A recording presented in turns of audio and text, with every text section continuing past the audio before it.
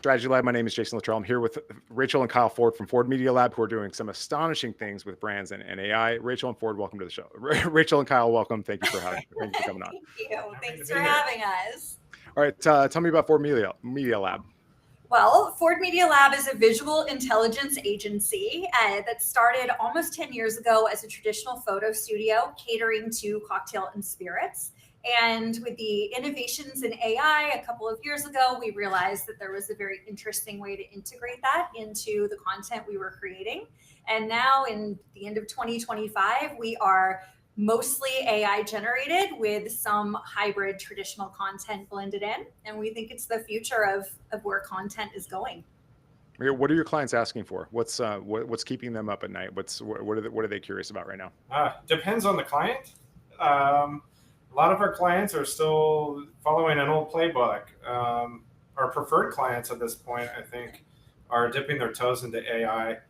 We primarily serve the spirits industry, which I think has been kind of slow moving.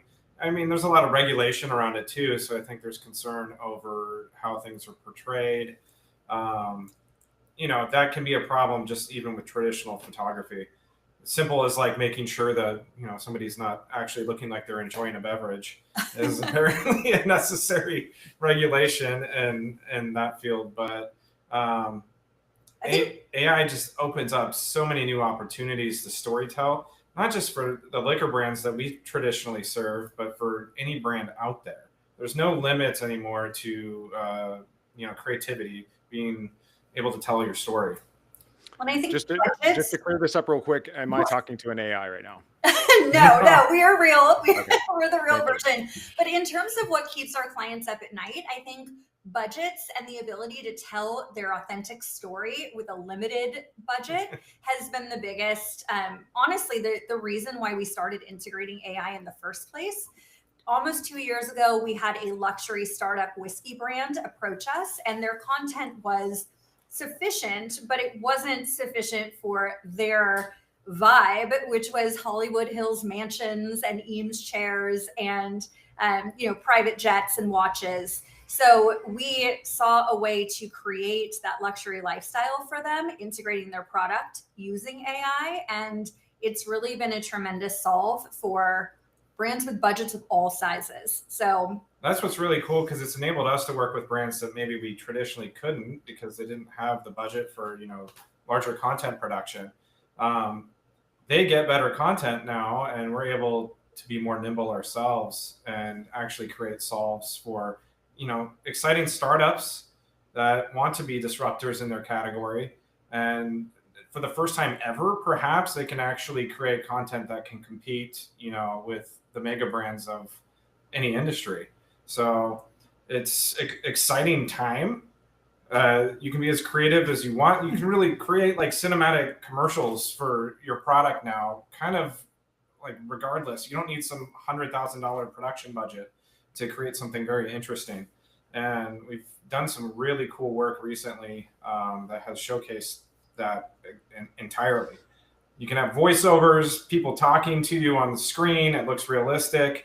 It requires a lot of different tools, but I think this is also, eventually the tech, every week it changes at this point, improves, gets better. You're able to do new things. As far as tie over into like hospitality, what you're more interested in, I think it's a natural evolution beyond kind of our marketing world. Because, for hospitality brands, it's making sure more people see what makes you special, right? That's what we're doing for, brands and products. And I think every restaurant, bar, hotel has a story we're telling, right? That's what gets people in the door. And I think AI really just unlocks being able to tell that in like 1,000 different ways. You use the word better in terms of content. Now, my curiosity right now is that how prepared is the consumer or the guest to consume this kind of media, knowing that it's AI? Oh, I think they're incredibly primed, and they may not even know it. I mean, if you're a user of TikTok, you're used to being absolutely bombarded with energy and things that cater to a shorter attention span. I don't know if you or your listeners have played around with the Sora app, but it is, I mean, I think Kyle described it as an absolute fever dream. And it's so, it bombards you. Have you seen Sora? I haven't played with it. It's not, there's no Android app, I don't think. I haven't played with it yet, but I get all the newsletters and saying like, oh my God, what are you doing? Stop what you're doing. Start using Sora. Right. Well, if you need an invite to it, I can send you an invite, but I mean. Oh yeah. No, if it's not too much trouble. Yeah, no, that'd be great. Yeah. I think I have one left, so I'll send it away after. But it's it produces basically, if you just scroll through the feed, it looks like you're on TikTok. Like the quality of the video looks like that. It looks like it's shot on somebody's cell phone. It can produce stuff at a higher production level than that too, but that's kind of what everyone in the app is using it for.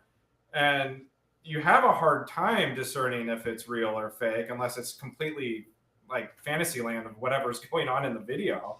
But you're also able to resurrect people from the dead, like old celebrities are making cameos now. I mean, I'm seeing like Tupac talking to Mr. Rogers. Yes. Yeah. And again, fever dream stuff that like maybe would only happen in your head. We're able to make real. I mean, what is real? All right. So we know what we can do. Now, what should we do? Like, let's say that you're like, let's say you're an independent bar restaurant and you're like, I just cannot keep up with content right now. Like they know the content drives awareness, which in turn drives sales. Right? Yeah. So how, like, what is a relevant, and I dare use the word authentic use of this to, if not automate, but strong, like heavily enhance it. Authentic is a perfect word, to be honest with you, because when we talk about Sora and the chaos of that, like that's not how we are, at least at this time, integrating AI for our clients. We are still using a hybrid approach where if there's a product involved, we're actually photographing that product and integrating it into an AI generated world. I think there is an even larger opportunity for hospitality because there are actual venues, actual locations in place. And with the use of some great photography of your location, of your bar, of a table in your restaurant, of your hotel lobby, and even some simple cell phone photo of your newest cocktail, your special of the night for the kitchen. There are tools, basic tools that a social media manager in hospitality can be using to take that real dish, that real cocktail, and integrate it into your real setting. And that is authentic content. I mean, any photo shoot we've ever done involves so much smoke and mirrors and lighting and, tech before, during, and after that. I think the line is really getting blurred with AI and authenticity. Product photography has never been about being real, right? Like what we do in studios, and it's always about creating fake sets, hiring in models, but they're technically fake people in a scene that aren't necessarily actually enjoying or a consumer of the actual product. You're able to just create all of these things now digitally. I think with the AI content, though, the goal shouldn't be to deceive people. I think if you're just creating something that is effective for whatever your brand is, that's what's important. As far as like hospitality is concerned, what comes to mind to me, something that would be fun for somebody to pursue out there is like, a cocktail menu. A cocktail menu, it doesn't just need to be a list of drinks anymore. And I try to think of like some of the top bars out there. And this may be a bit dated because we don't go out to too many mixology places anymore. But something that came to mind right before this podcast was like Dead Rabbit's old like graphic comic book type menu. I can only imagine what they could do with something like that on like social media to drive even more interest around a menu item or the drop of a new menu by literally like you can take artwork or generate new artwork for stuff like that and run it through several different AI programs and animate it and bring it to life. That's just one example. Maybe you run an Irish pub and you want a leprechaun telling people the specials of the day. Like you could also do that. So this episode is for you, Jack. Yeah. Yeah. for both concepts, right?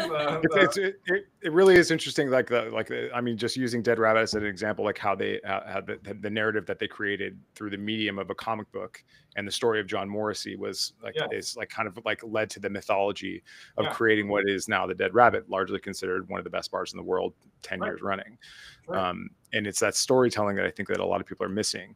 You know, what are your thoughts on automating like the ever loving shit out of this stuff? Like using, like I played around with this for like 1 second. Like I spent a day just like, I'm going to learn N8N today. I'm going to learn key. I'm going to learn like phi. I'm going to learn all these technologies and start making a workflow where it's like this node generates the story. This one sends it out to this thing for 8 seconds, and then it stitches it together. And like, you can automate that so that it comes out every single day or multiple times a day. Automation has not been our main focus with what we've been using AI for. We are very much still involved. Honestly, it's taken it's hard with visuals too. It's hard with visuals. You need to almost verify with more like human accuracy, I guess, or to see if it makes sense. Although I have to look this up, but I saw something in a feed somewhere today that Apple had actually been, Apple of all people, it seems like they kind of are behind the AI revolution at the moment, but who knows what they're working on that they haven't told us about. But they had taken Google's Nano Banana model and used it on itself to like train like photo generation over and over again. And then using the model, it was just feeding back into itself, improving upon certain image generation, and created like a vast library of images. I don't know to what end, but that sounds like something at some point where there's just going to be this kind of AI feedback loop between maybe different AIs. You know, there's a famous example of a couple of years ago when they had two AIs kind of conversing with each other. Yeah. And they rapidly moved past English. They're like, this is too inefficient. Yeah.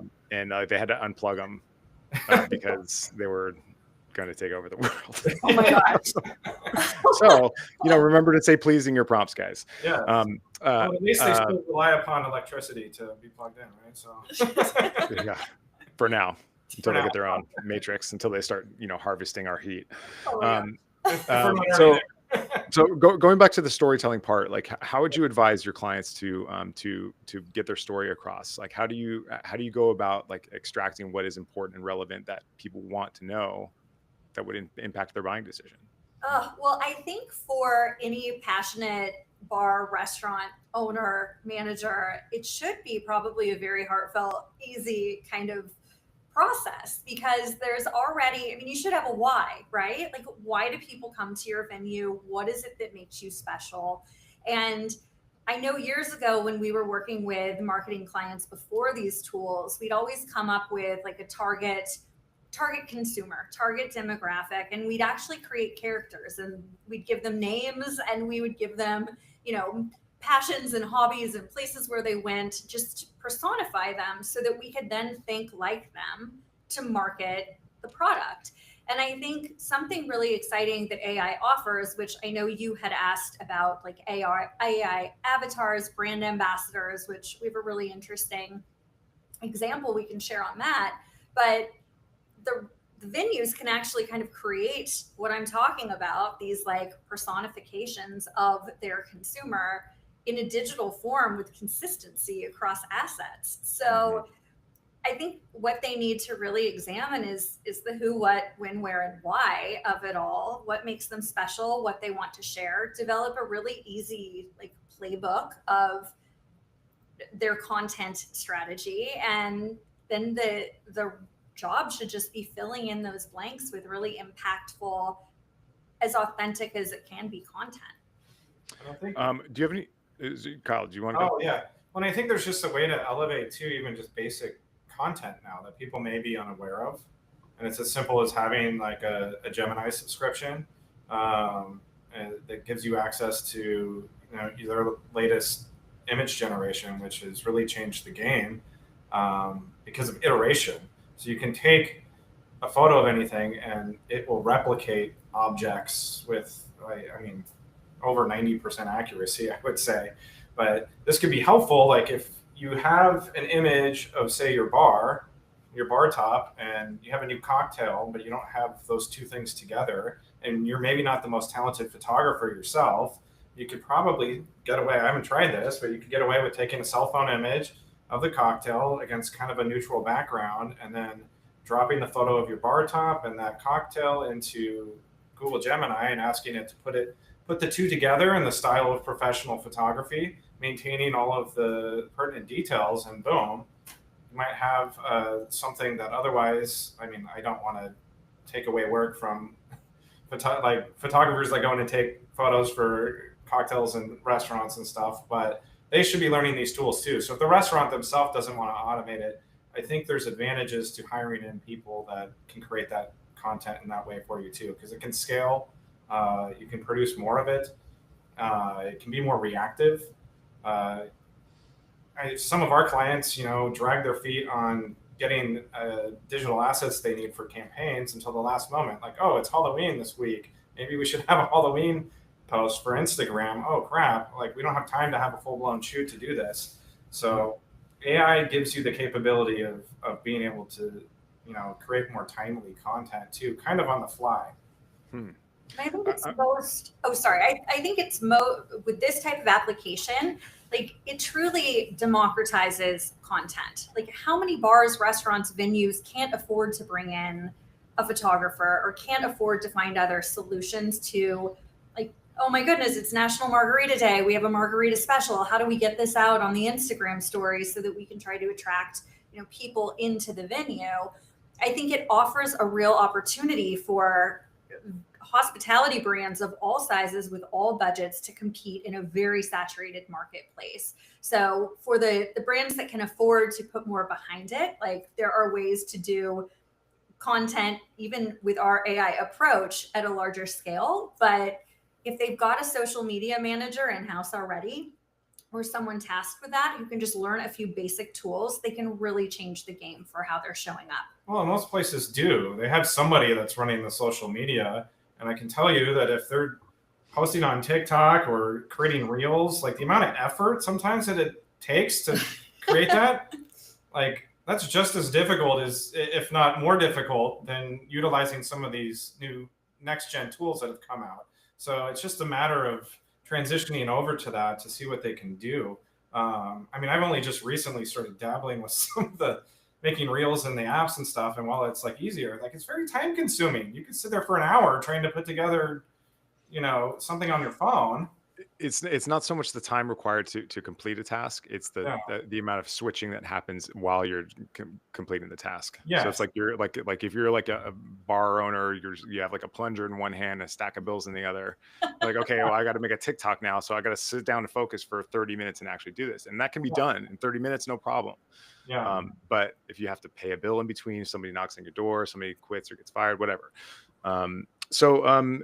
I'm keenly interested in the character building capabilities. Yeah. And I'm keenly interested in, I've seen a couple of the ads that you guys produced for, I think it was a tequila brand. It looked beautiful. It was AI for sure. I mean, it looked like AI, but it was not pretending to be anything else.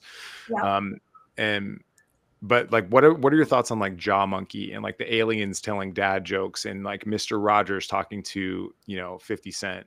So there's a time and a place for that, and it's purely entertaining, and it can be very innovative, and I'm sure that it can be employed to sell products, and we may, that may be in some time like something we specialize in. I can't rule that out, but for the time being, our content philosophy has always been to try to be best in class, incredibly polished, cinematic. I mean, we've always used the top tier equipment. Kyle shoots on a Hasselblad camera. Like our entire brand ethos has been on a very specific kind of premium, elevated type of content. Not that you can't do that with JahMunkey, but that hasn't been our focus yet.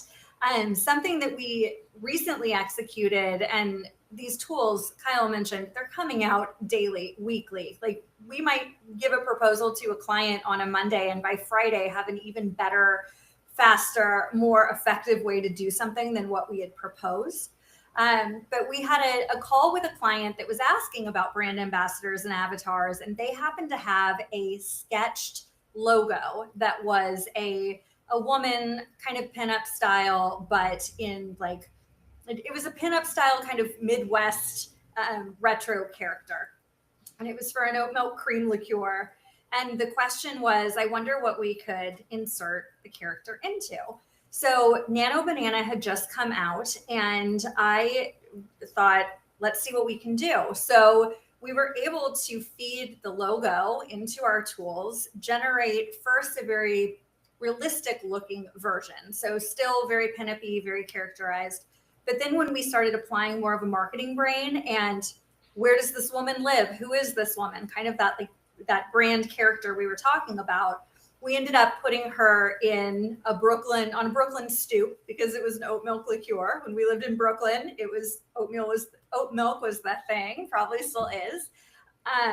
But we were able to bring her to life. And then Kyle used animation tools to have her moving and laughing in a very realistic way.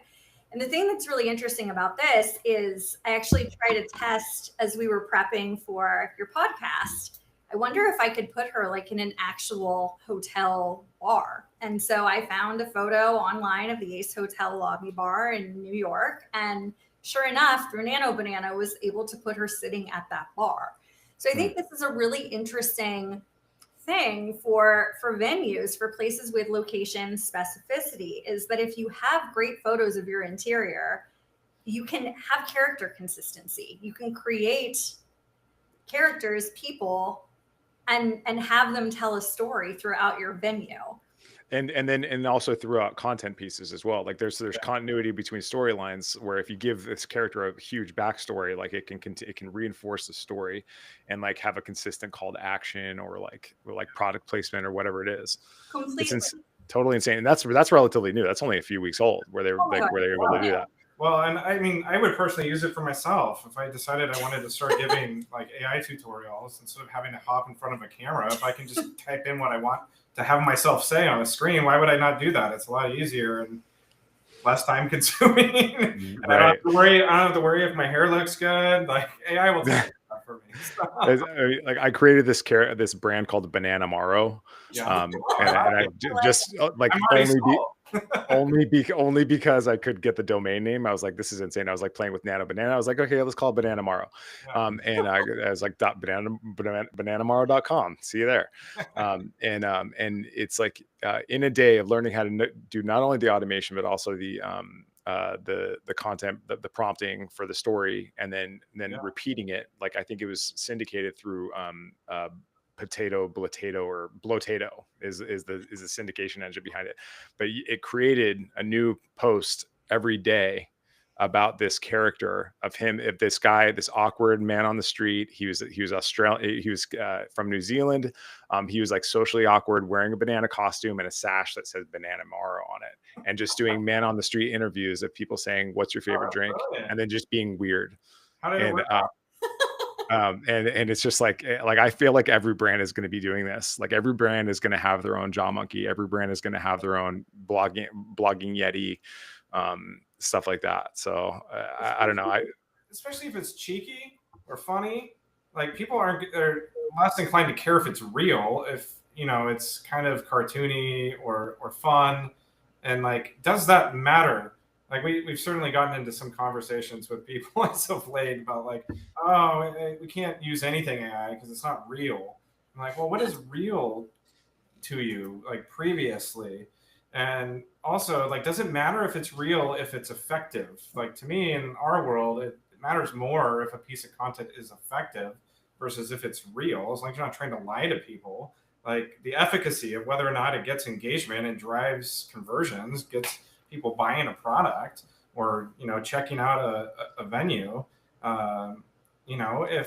If a bar was posting funny stuff or a brand was posting something with some guy in a banana costume all the time, it's consistent, it's clever marketing, it's eye-catching, it gives people a reason to follow the social channel. Like I would much rather follow that than some page that's posting the same boring bottle shots or cocktail photos over and over again. So it's new, it's fresh, and I think it's necessary.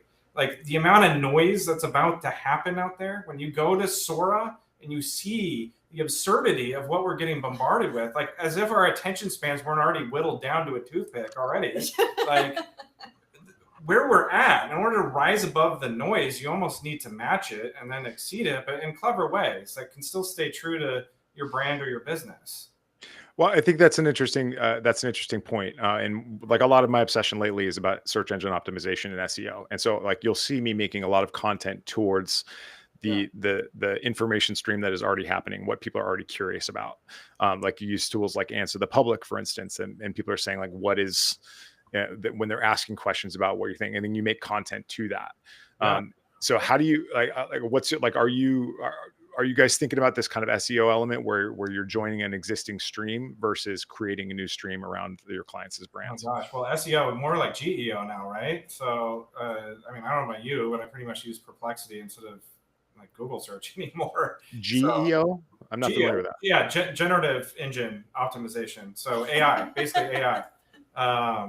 So obviously SEO is still important, but as an overwhelmingly a growing level of people are shifting towards using AI platforms or ChatGPT or Perplexity or whatever it may be to research things versus traditional web search. And obviously that leans upon and leverages existing web search and what's out there on the web. But something like Perplexity synthesizes the data for you. Google's starting to implement that by like rolling out Gemini into your search results, but it hasn't been as robust as like some other platforms. So it's also about optimizing for that. Like how does an AI read what you're doing and searching out there? Because that's also dictating trends. And perhaps I think going a little bit further, as marketers are growingly concerned about what Gen Z thinks about things and some of the cornerstones and values of that generation, authenticity is certainly one of them. Brand story is certainly one of them. But what not beyond a search engine, what an AI search engine thinks about your product, thinks about your brand is really important. And I don't think enough people are thinking about that because it does kind of go a step further than just basic web search and web optimization. There needs to actually be some meat there for the AI to like pick your business or your product over another when you're asking for a recommendation. And whether or not that's pure and true or that's being guided by corporate interests running these. There may be some agendas there. Yeah. I think there's probably some agendas there, but like at the moment, it's kind of the Wild West. So it's, worth thinking about, but that is really interesting. Like, I think we could probably ourselves spend more time looking at those trends and trying to be reactive to them. We do that to some degree for our clients because it's always about what's popular on social media and stuff, but you can also create those trends or maybe even predict where they're going. And in this regard, I think AI can actually help you do that. So yeah, for sure. I just posted something last week in my workshop. I kind of anytime I find something interesting, I put an SOP around it, put it in the workshop, and it's the thrust of this is so simple, it's ridiculous, but it's like Bing is owned by Microsoft. Sure. Microsoft is a major investor in OpenAI, yeah. the people who make ChatGPT. And so if you go to bing.com/webmaster and register your site, then OpenAI will be able to crawl your website. So if you're not registered on that site, then it doesn't know that you exist. And so it can't recommend you. So that's just like a quick little hack there. So it's already happening. That's what I thought. Sure. So what's the future of the Ford Media Lab? Well, I mean, we've made quite a few changes this last year, but it's tough because we came from traditional photography. Honestly, didn't do a whole lot of video work because I preferred still work is what our sweet spot was. But that was a huge pain point for us over the last 10 years as social media kind of dictated that the algorithms prefer video. And we didn't have much of a solve for that until recently. And like for that, I'm very thankful for the AI tools, and we can actually achieve content that never existed before because we're able to have the precision of photography. So we can take, still a studio photo, but now be able to animate it after the fact and turn it into a reel or just an animation. in a way that actual videography can't achieve, because you're not usually sitting there retouching a video. You can't get it down to that level of precision before animating it. A video is capturing what's going on live in, hundreds of thousands of frames. So it kind of actually pushes the visual of something that's now moving with like photographic precision.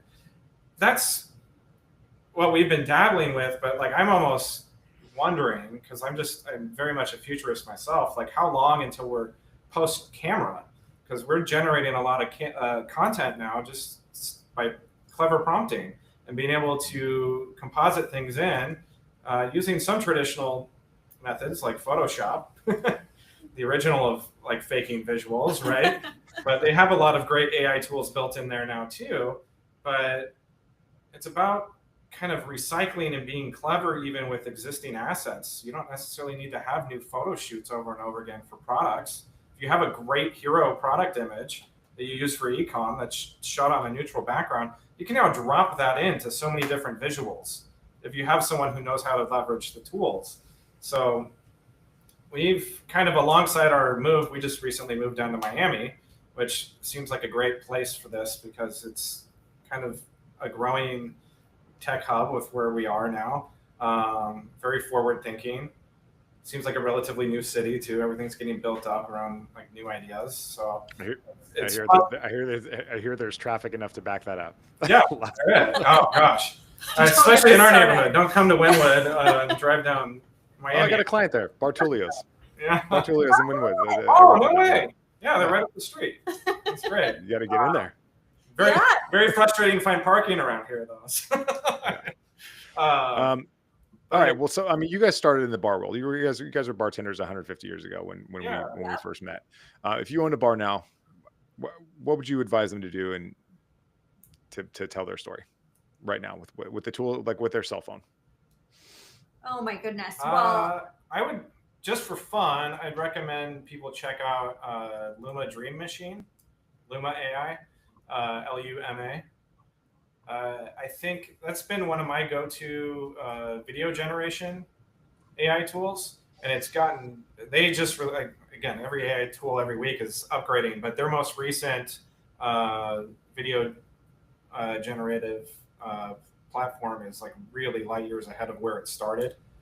It used to be that you try to animate like a still, a keyframe, any photo that you take, and it would produce 5 seconds of video. Maybe if you're lucky, 1 second of it was usable before the AI started to hallucinate. Now you can get 5 to 10 seconds of like great looking usable video. So not too long ago, Rachel and I checked out a bar in South Beach, and I just took a cell phone photo of, I think it was a Tom Collins I was enjoying there. Just brought it over to the window, made sure there was good lighting, still following photographic practices, but then was able to drop that photo into Luma Dream Machine. They have an app at least on iPhone. I don't know if they do on Android. But if not, you could navigate there through the web and still use the service as well. Drop it in there. I didn't even have to type a prompt into this thing. This is how smart the systems are getting. It'll still generate something pretty. Obviously, it helps if you tell it what you want it to do. But it just created a nice kind of cinematic dolly type motion on the camera that you wouldn't have been able to achieve with a cell phone unless you actually had a bunch of physical gear set up in your bar or restaurant and were sliding. Even if it was a cell phone, you'd still need specialty gear that most people don't have on hand. And you can create a look and feel all of a sudden that draws you in. So like, even if it's just your cocktail special for the day, you could drop it into this tool. I don't know. I think there is like a free, they let you do a certain amount of videos for free. You probably have to pay a subscription to get rid of a watermark, I'm sure. I don't know. But of all the tools, that's one I would certainly be leveraging if I were still working in a bar and just wanted to kind of promote like a daily cocktail or some kind of feature, because you're able to take a singular photo and turn it into a beautiful video asset pretty easily. Well, and I think that there's a few things that I would recommend. I think the first starting point would be to be creative and be true to yourself first and foremost. Like going back to the dead rabbit and the graphic menu, I remember, I think, Jason, when we first met you, we were at Amore Margo and you were at Death and Company. And we had Sundays where we would get to do the Ford's night and create our own cocktail menu. And I remember I would hand draw a comic strip of our specials menu. And this was pre-Dead Rabbit, I have to say. This was probably 2011. Hardly the production level of their graphic novels. Hardly. But if we were to try to implement that today, if that was our brand and we were trying to do that, like we'd be able to create it even better without having to go through those motions. And I think that's been the biggest gift for me as our creative director, is that AI lets me take what's in my brain and put it out there for our clients to see and approve and people to experience. But first and foremost, I think find your thing, have that be what's authentic. And you can use the tools to create, that's just like your paintbrush, right? But be authentic to yourself. I think having some great photos of your space can be very effective for using tools like Nano Banana. If you want to play around with characters, if you want to have, kind of a template where you can pop in that cell phone photo into something, like have some great photos of your venue, because you can't create that with AI, right? That's a physical place. Mm-hmm. I think having again, authenticity. So yeah, exactly. Probably don't want to be posting a bar that doesn't look like your bar. No. So have that be real. And, obviously your food dishes and your menu items, you want those to look authentic, which is where that hybrid approach really comes in. If you're the owner of the venue, the manager of the venue, invest in just some basic tools for whoever is tasked with doing this to utilize. And then make sure that the person that you have on your team that's tasked with social media or content creation is interested in some learning and utilizing them and innovative and kind of sees this as an endless creative opportunity as opposed to some kind of like new thing they have to learn or inconvenience, right? Like, I think that's kind of the secret sauce, and it doesn't have to be perfect content. Like, I've learned that people talking about you, people hearing about you, people thinking about you is way more powerful sometimes than having it be like, oh, we don't have the right piece of content to share right now. But play around. And I think as long as you're not trying to deceive anyone and you're utilizing it to either enhance or be creative or bring a vision to life, I think it is the future, and it's really valuable. And whatever tool you do end up using, like it helps you tell your story before people even walk in the door. So like as long as you're just using it creatively to do that, I don't think you can go wrong. All right. Well, we're going to use AI to edit the shit out of this. I promise you that. All right. Good. All right. So if you haven't already signed up for 10, 20 years younger, that would be great. Yes, 100%. You tried that earlier. Yeah. All right. If you haven't signed up for my free accelerator, it's 30 minutes and it gets your reviews on autopilot by connecting your Google My Business with your Instagram. Rachel and Kyle Ford from Ford Media Lab, thank you so much for joining me today. It's been a pleasure to catch up with you. All right. Likewise. Great to see you, Jason. Great to see you. And stop. I'm pressing the stop button. Oh, I think we're still live. AI hasn't It's taken over. Yeah. Not finished with us yet. Bye-bye.